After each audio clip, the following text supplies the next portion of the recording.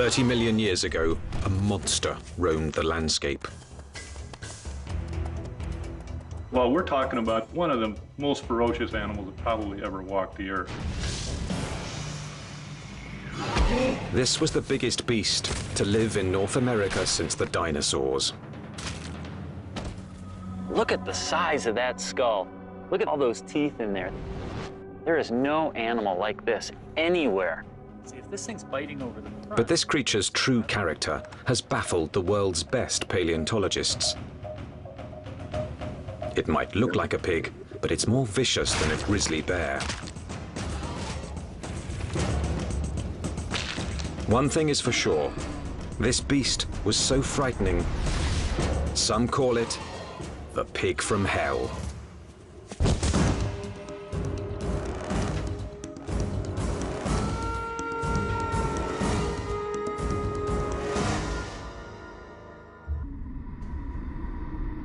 The lifestyle of entelodonts has provided paleontologists with difficult questions. A new generation of scientists is looking at the entelodont to determine why this plant-eating animal had teeth like a carnivore. Entelodont jaws held 4 different kinds of teeth: canines, incisors, premolars, and molars at the back. The back molars were ideal for grinding vegetation, but it's hard to imagine that the entelodonts would have needed such lethal canines and incisors just to grab plants. Then, in 1993, a discovery suggested that entelodonts were chewing on much more than plant roots. We've got a set of vertebrae here. You can see the neural spines are evident. For over 15 years, this quarry site in the Badlands of South Dakota provided paleontologists with a multitude of fossils from the animals that shared entelodonts' world. There it is. First time out in 33 million years, huh? 30 million years ago, this place was a watering hole crowded with rhinos, camels, and early horses.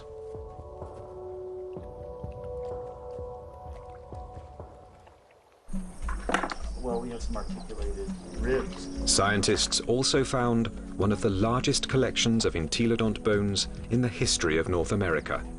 So many that they dubbed the site the Big Pig Dig. Fossil hunters also found the prehistoric equivalent of fingerprints, entelodont teeth marks, all over the bones of the biggest and fastest animals of its time. Well, these represent bite scars along the dorsal margin of this rhinoceros skull. Well, what could make these marks? If we take an entelodont skull, we see that the premolars are widely spaced apart. So when we lay that over the top here, lo and behold, they're matching up quite well, suggesting that this animal is at least a likely candidate for biting through the top of the skull of this rhinoceros. The dig presented key evidence that entelodonts didn't just eat plants, suggesting that they were less like modern pigs and more like fearsome prehistoric predators.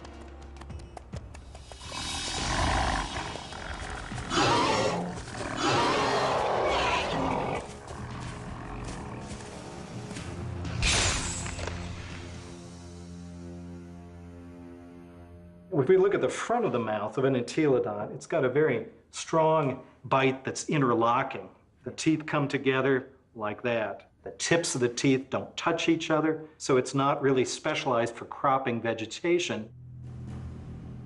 In addition to interlocking, the front teeth angled slightly forward, giving entelodonts the ability to grab and nip, something plant eaters don't need, but meat eaters do.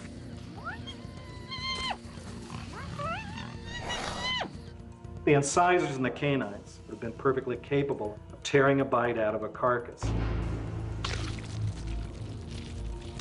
But dentition isn't the only reason paleontologists believe the entelodont was a dedicated carnivore. Under Wyoming's rugged terrain, scientists are finding more and more bones bearing the signature of Entelodonts' powerful jaws.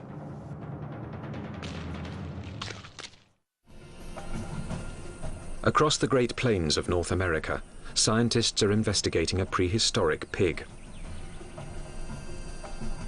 Entelodont has the teeth and jaws of a fierce predator, but its long, thin legs and cloven hooves suggest it might not be a very good hunter, because it couldn't use them to grab prey. Who was this beast, nicknamed the Pig from Hell? One veteran fossil hunter believes he's found the answer. I look at him as an attack predator, that he was top-of-the-line predator, just like the lion is today in Africa, and just like T-Rex was in the late Cretaceous. Paleontologist Kent Sundell has great respect for this creature's power to kill.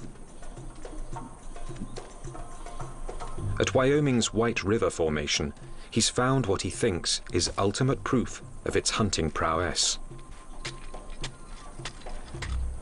25 million years ago, this was a flat plain near a river where horses, camels, and rhinos gathered to drink.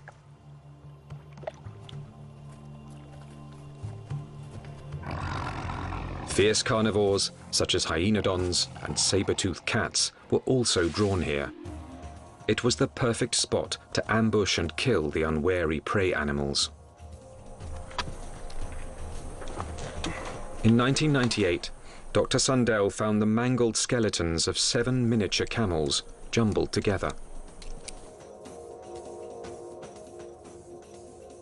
All the bones had been gnawed, and 6 were missing their hind quarters. In theory, they could have been the victims of several predators, like the hyaenodon or early saber-toothed cats. But when Dr. Sundell matched up the teeth from White River's meat-eaters with the bite marks on the camel's bones, only one fitted.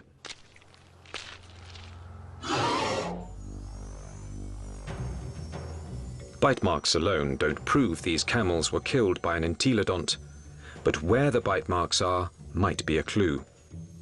On the camels, I showed they were bitten in the back of the skull and at the top of the neck. He gets next to that prey and he tries to get a puncture wound through the cranium. Dr. Sundell believes this is the mark of a true predator, which kills before it eats. And hundreds of miles away, in Ohio, there's more evidence that entelodonts could have hunted. Evidence from a scientific journey no one's ever taken before. Inside an entelodont's 30-million-year-old head. There's a decent chance that this animal has binocular vision as a predatory adaptation, to actually spot prey and actually judge their distances, which you might actually expect an ambush predator to have. So it could actually jump at the right speed and the right distance in order to capture its prey.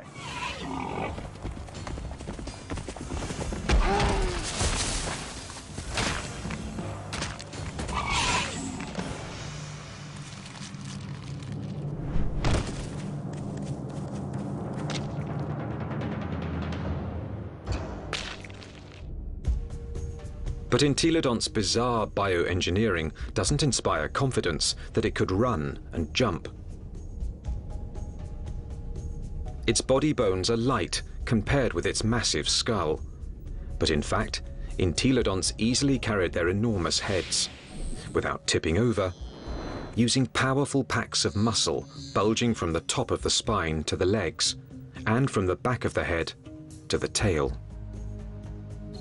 The animal's head was cantilevered out in front of its body with these ligaments that ran from these spines down to the skull. It had full muscle all along either side here, and it had muscles coming from the sternum up to the jaw down here. Massive muscles carried its oversized head. But to bring down a camel, it would also have to run. fast. And that's when the entelodont's agile, lightweight body may have paid off. There's just one problem. When a predator catches its prey, it relies on its claws to grab it and bring it down.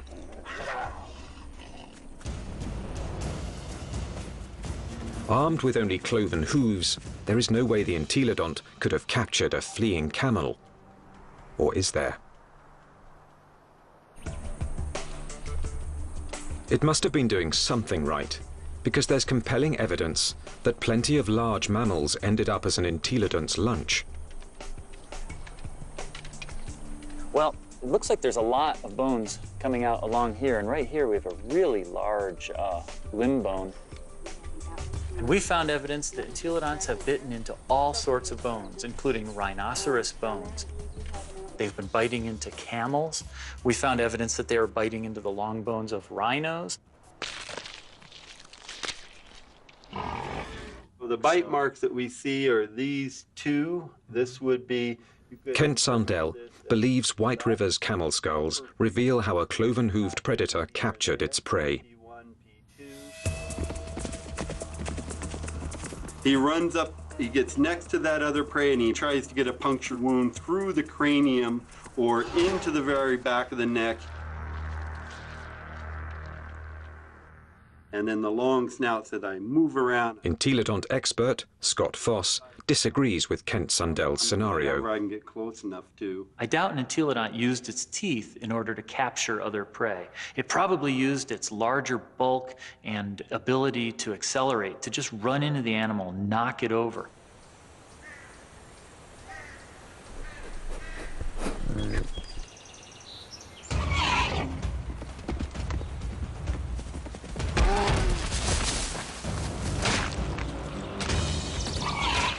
Once I had that animal knocked over, then the teeth can go into business, then the jaw goes into business, and it could crush whatever it went into.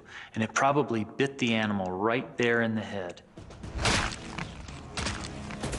Entelodont had all the tools necessary to kill prey animals. But there is more to the job of hunting than just the kill. A top-flight predator must have the ability to find and ambush its quarry.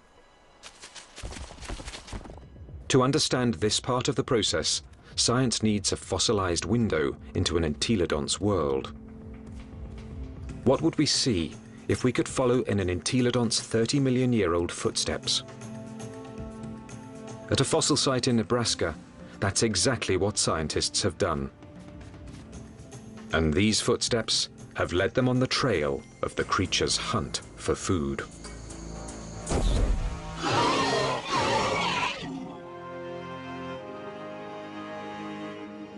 Northwest Nebraska, home to Toadstool Geologic Park, one of America's more remote tourist destinations, and a treasure trove for anyone fascinated by life's ancient past.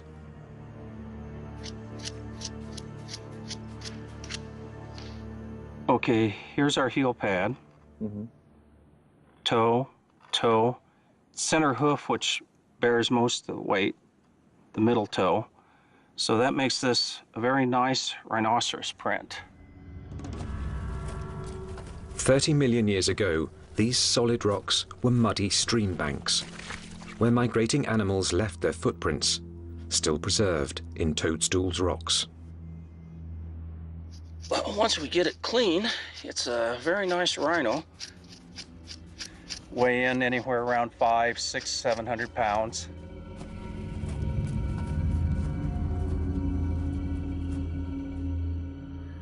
Dave Nixon has spent over 25 years analyzing the fossilized animal tracks of Toadstool Park. So on the first slabs over there.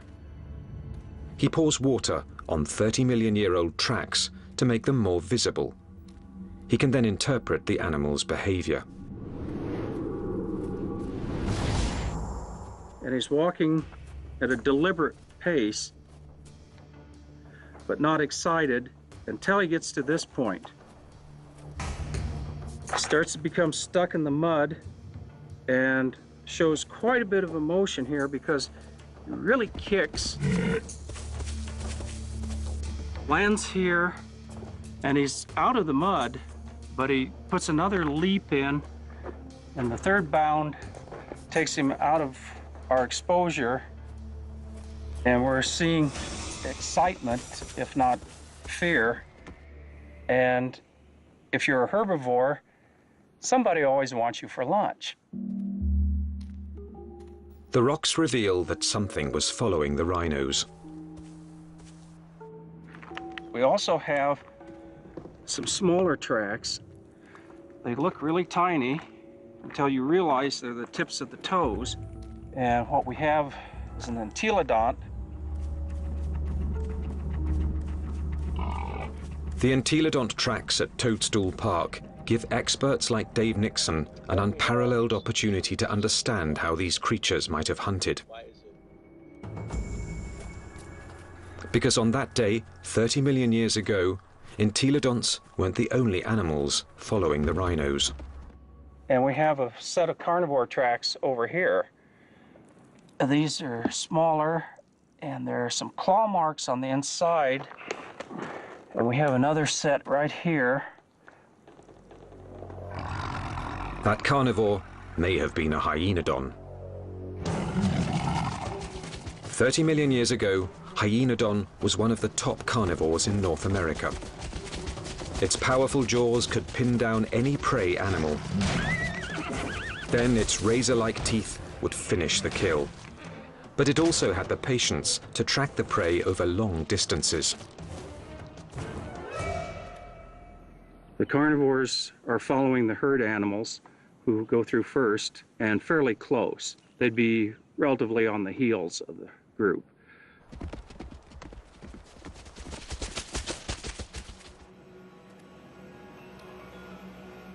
Mysteriously, the tracks also reveal that the entelodonts were letting the competition get closer to the prey.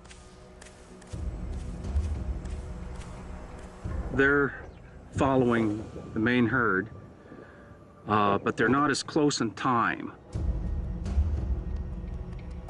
Why would a hungry entelodont on the trail of a meal allow another predator to rush in for the kill?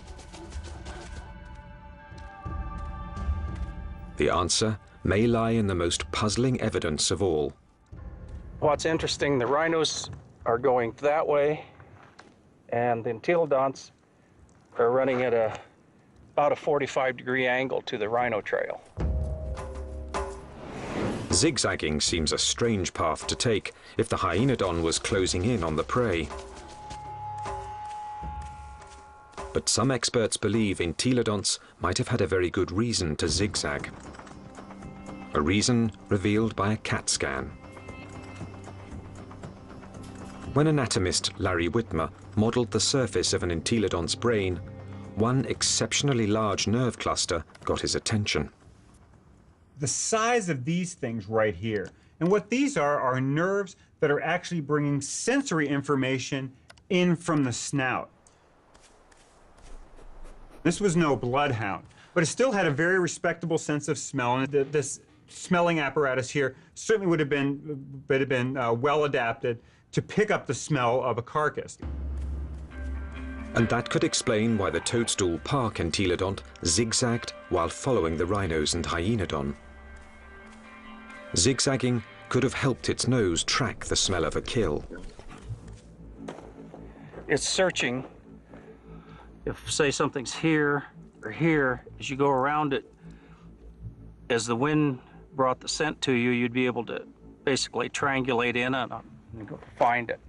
So if you were, the wind's from this direction and you're upwind, you'd miss it. But as you came this way, you'd be downwind and catch it, and you could double back. It puts its nose up in the wind, it catches the scent, and then it's going to start zigzagging along, walking from one side of the riverbank to the other till it picks up a smell, and then it'll start zeroing in on it. And by moving from side to side, it's able to pick up changes in that smell and zero in which direction it wants to go. How do we know this behavior? Because animals with good smell do that today. Modern predator behavior could provide crucial clues as to how the entelodont lived. There's no doubt that this 30-million-year-old battle tank was built to kill, but it may have let others do the killing and then moved in to take possession. One of the strategies we often see that takes place is where one animal will chase another one off of a carcass. We see this at Yellowstone National Park, where wolves will bring down an elk and a grizzly bear will chase off the wolves because it's bigger, it's nastier. This might have happened to the hyaenodon at Toadstool Park.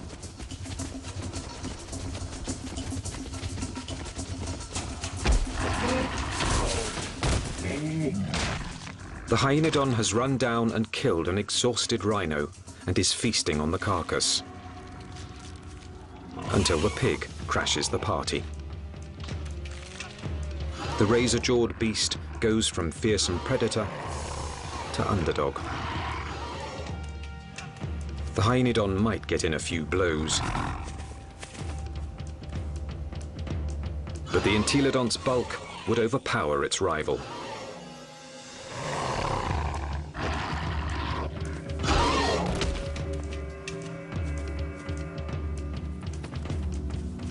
Entelodont had the tools to take any carcass it wanted. I can't think of any other carnivore that might stand up to it. Some experts argue that this is the true secret of the creature's success. An entelodont could hunt, but it didn't need to be a full-time predator. Instead, it let true predators do the hunting and killing, and then stole the fruits of their labor. Stealing food from a hyaenodont, even if it meant getting into a battle with a hyaenodont, would probably take a lot less energy than having to hunt for food and kill food on its own. If scavenging was its lifestyle, the entelodont's complex bioengineering doesn't look so strange. Entelodont had the eyes of a hunter, the nose of a scavenger, the front teeth of a meat-eating carnivore, and the back teeth of a plant-eating herbivore. It may have evolved from a plant-eater into an omnivore, a creature that could eat whatever was available in a radically changing world. And so in reality, what this animal ate was anything it wanted. That's part of the reason why these animals were as successful as they were for as long as they were on the planet. The entelodont's success was about to be tested by an ever-evolving planet.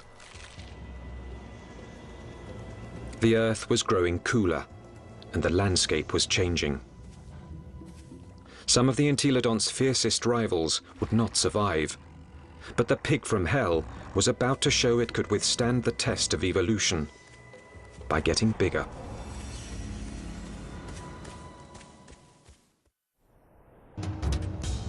"25 million years ago, entelodont reigned supreme. It roamed the North American Badlands, eating everything, fearing nothing, taking any food it wanted." Well, we're talking about the biggest, meanest animal that ever walked the Badlands, and was one of the most ferocious animals that probably ever walked the earth. Nothing could stop the entelodont from dominating their world for millions of years to come. Nothing, that is, except planet Earth. 25 million years ago, the time known as the Miocene began. The Earth grew even colder, and once again, North America began to change. The trend towards drying, a more arid environment continued, and you see woodlands become less frequent, become more scattered, spotty, confined along rivers. So you're talking about an open grassland environment very similar to what we think of the Great Plains today. The fossil record reveals that as plant foods grew more scarce, mass extinctions 'tions began. Survival depended on traveling long distances to find something to eat. One of the selective factors that we see going on is animals becoming larger because it enables them to cover larger distances to find the food resources that they need to survive. And that meant that predators were confronted by a life or death problem. Now, the animals they hunted were bigger, faster, and much harder to kill. It's like an arms race. If the prey become much larger, they become too big for carnivores to handle, and so the carnivores have to get larger in order to be able to feed on these larger prey items. Some predators, such as Hyaenodon, couldn't meet the challenge. After 10 million years as North America's apex hunter, it disappeared from the fossil record, and that put Entelodon's survival on the line.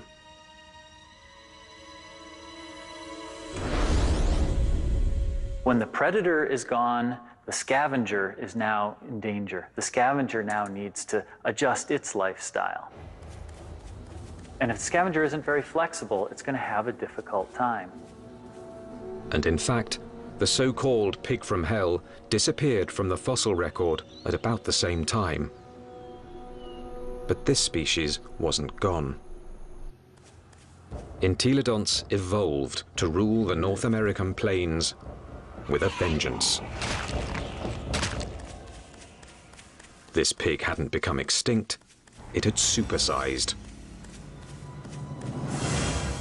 This new version stood over 2 meters tall and was 4 to 5 times the size of its predecessor. It still had a battle tank body and a sprinter's legs. Its skull and jaws were now even more massive and more intimidating. It was bigger than a modern bison.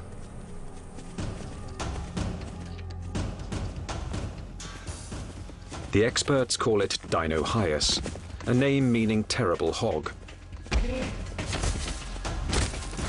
Terrible enough to earn a nickname of its own, the Terminator pig.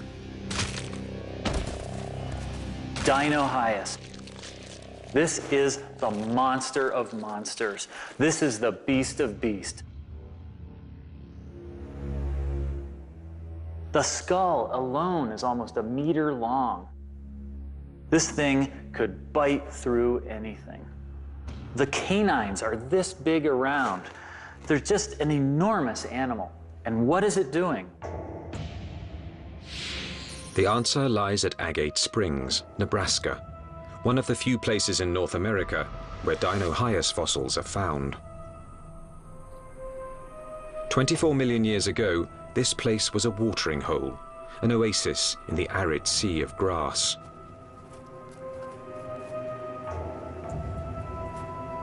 Hundreds of animals, many of them rhinos, gathered here to drink. And as the drier, colder planet killed off their food supply, they came here to die, making Agate Springs a paradise for predators and a favorite haunt of the Terminator pig.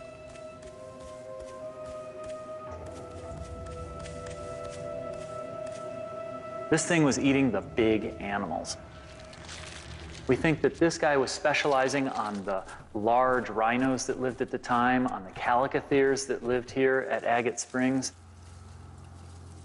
This is a limb bone from a 𝐃𝐿𝐴, and in it we have a bunch of bite marks made by either a predator or a scavenger. The Entelodont premolar, one of the teeth you find just behind the canine, appears to match these holes very well. When its crushing jaws bit into some of the Miocine's biggest mammals, Dinohyus was chewing on more than meat.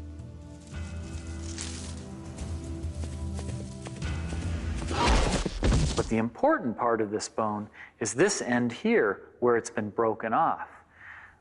The animal bit through the bone, sheared it off, and then had access to the nutritious marrow that was inside. Bone marrow is one of the most nutritious foods an animal can eat. And in times of mass extinction, it would have been a prime source of nutrition. As the Miocene climate change killed off thousands, a diet from scavenged bone marrow may have allowed the Terminator pig to thrive. The long bones contain marrow which is good for several years after an animal dies, so think of it as canned fat that would be available during a drought. So the pigs could still find food after a massive die-off, even if they're looking at mostly skeletons. The Terminator pig was the pinnacle of entelodonts evolution. This beast had supersized to survive the Miocene's challenge. And it very nearly succeeded, but not quite. Because in this new world, survival would ultimately depend on a skill set even the Terminator pig didn't possess.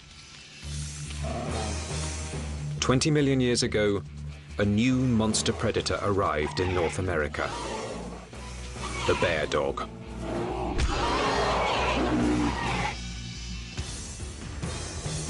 The Miocene epoch, 20 million years ago. In what's now northwest Nebraska, Dinohyus, aka the Terminator pig, is settling down to eat. The chances are good that its meal will be interrupted.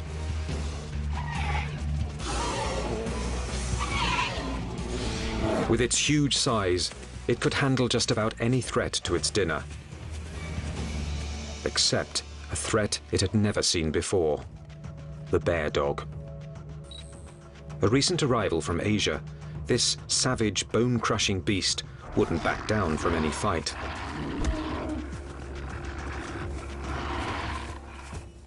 The bear dog migrated from its homeland in China and Mongolia across the Bering Strait to North America about 23 million years ago. Just about the time that North America's top predator, the hyaenodon, suddenly disappeared.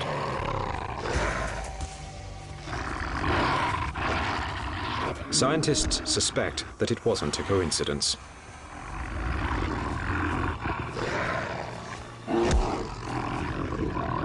They certainly were probably much better predators in lots of ways compared to hyaenodon.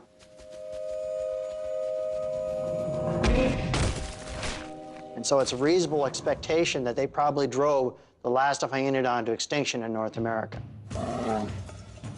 With hyaenodons gone from North America, the bear dogs faced off with their only remaining competition, the Terminator pig.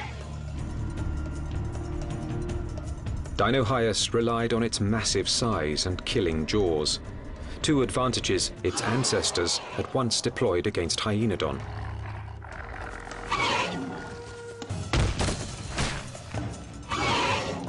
But the bear dogs counterattacked with new evolutionary weapons. Its first weapon was speed. With its heavily muscled, top-heavy body, Dinohyus could be a fast runner in short bursts. But on the vast, open plains, the bear dog's bioengineering was perfectly suited for long-distance pursuit of prey that was becoming much harder to catch. So when you look at the skeleton of this animal, it's a much more sophisticated, much faster running animal. We see longer legs in the horses, longer legs in the camels. So if it came to running down prey items, this animal would have had an advantage. Its next weapon was its teeth. Entelodonts ate well because their jaws and teeth could tear flesh and crush bone to extract its highly nutritious marrow. But bear dogs could do these things just as well. In fact, even better.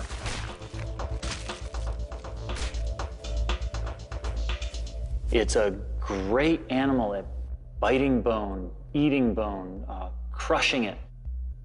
And it also has a set of teeth that are sharper than any entelodonts. Entelodonts, for example, wear the tips of their huge canines off, and they're not actually very good for puncturing, probably because they spend so much time crushing bone with them.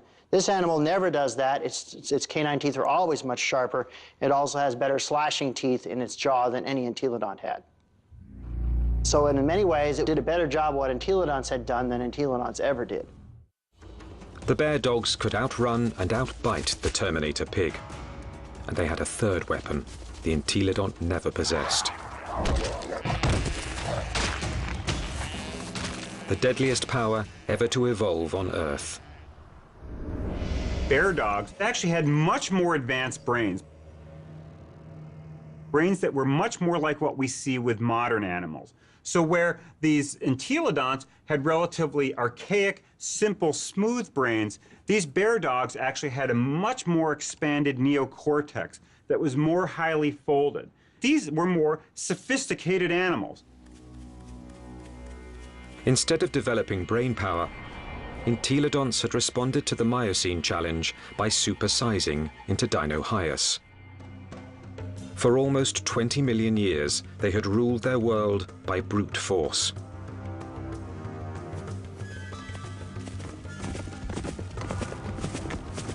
But no more. From now on, brains, not brawn, would decide who won and who lost nature's battle to survive.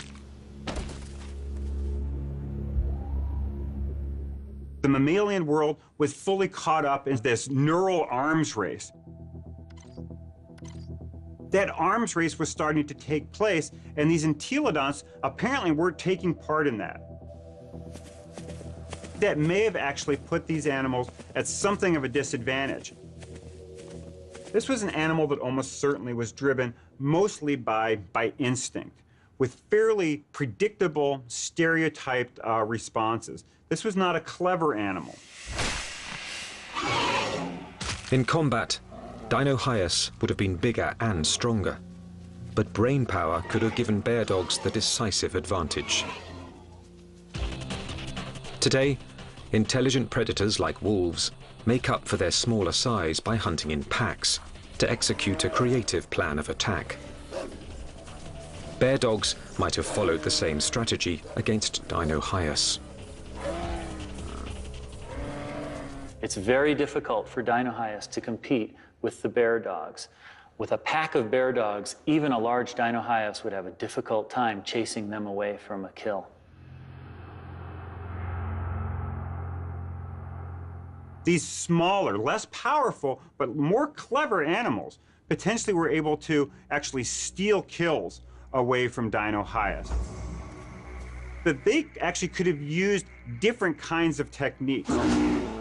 Fooling Dinohyus, being able to lead it away, or to actually even take on Dinohyus itself in actual combat.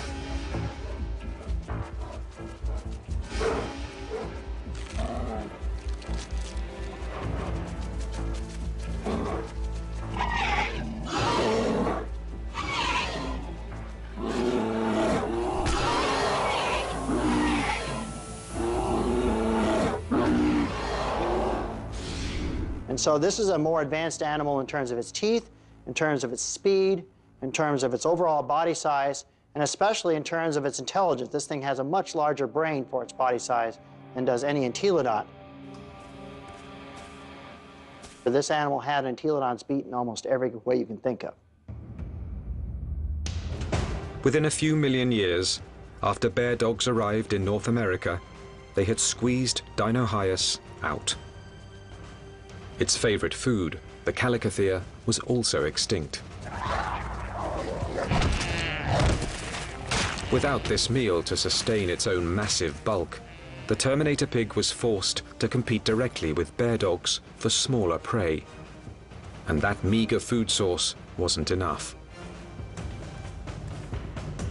The supersizing that had once guaranteed success was now a fatal flaw. Eventually it got to the point where it is no longer advantageous to keep getting bigger because you reach a point of diminishing returns, that the amount of food you get by stealing from other animals does not compensate for your needs to maintain a population. Unable to get the calories it needed, the Terminator pig became the last entelodont. So if your prey goes extinct, you're likely to go extinct as well. Just getting large is not a good idea for the future.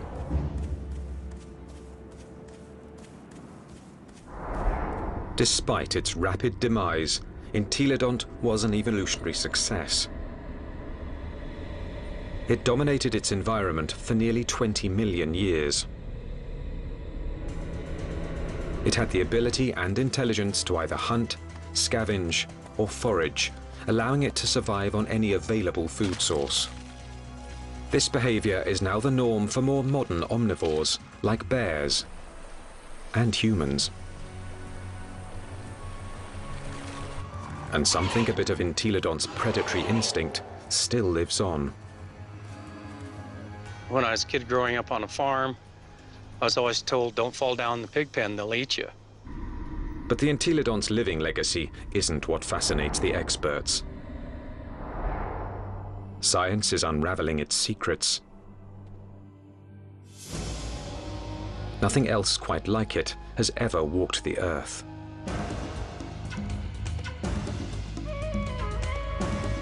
All we know is that this strangest of creatures, this toothy beast with an appetite for destruction, dominated its brutal, dangerous world for tens of millions of years.